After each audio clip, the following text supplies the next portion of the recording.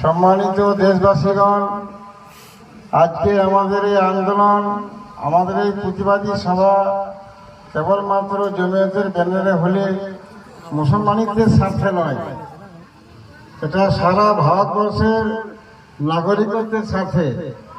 ভারতবর্ষে বহু জাতীয় সম্পদ আছে, সেই জাতীয় সম্পদের মধ্যে 1 নম্বর জাতীয় সম্পদ হলো সংবিধান রক্ষা করা।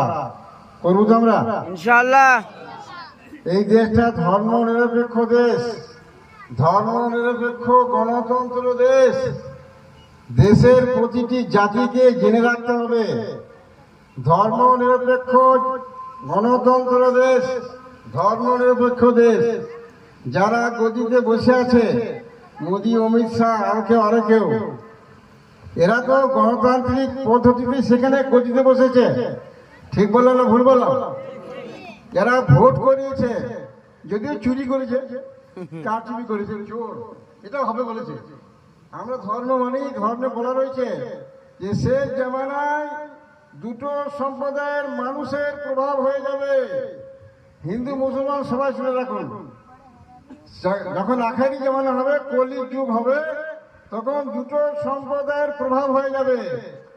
এক হলো প্রবঞ্চক, যারা মানুষের বঞ্চনা দেয়, এক বলে নিয়ে যায়, আরেক করে দেয়, দাজ্জাল বলছে, ধর্মের ভাষায় দাজ্জাল বলছে। আর কি বলছে? মিথ্যুক। এত মিথ্যা বলো, এত মিথ্যা বলো, মানুষজন বিশ্বাস করে। যাই হোক ভাই, আমরা সেই জাতীয় সম্পদ রক্ষা করার জন্য এখানে এসেছি, সংবিধান রক্ষা করার জন্য এসেছি। আমি তো বহুবারই বলেছি, যদি ধর্ম নিরপেক্ষ দেশ হয় তো কোন ধর্মের কেস কোর্টে চলে কি করে? ধর্ম নিরপেক্ষ দেশে ধর্মের উপরে কেস কোর্টে চলে কি করে?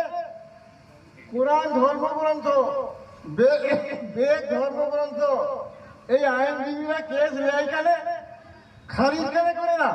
কথা বলছেন কি বুঝছেন না? তো আমার ভাইরা, ভাই বেশি করবো না, সময় খুবই কমই আছে। অনেক বক্তারা সময় বাড়িয়ে দিচ্ছেন, আমি মুরব্বী হিসেবে কেউ বাড়াবেন না। বক্তব্য উদ্দেশ্য নয়, নবীজি সাল্লাল্লাহু আলাইহি ওয়াসাল্লাম পরিষ্কার বলে গেলেন, অত্যাচারী শাসকের বিরুদ্ধে হওয়ার কথা বলো, উত্তম জিহাদ হবে, উত্তম লড়াই হবে। ইনশাআল্লাহ। যাই হোক আমার ভাইরা, আরো পরবর্তী বক্তারা বক্তব্য রাখবেন, মূল্যায়ন করবেন, এবং যারা বক্তব্য রাখবেন ছোট করে রাখবেন, মূল কথাটা বলে দেবেন। এইগুলো আমার বক্তব্য শেষ করলাম। জয় হিন্দ, খোদা হাফেজ।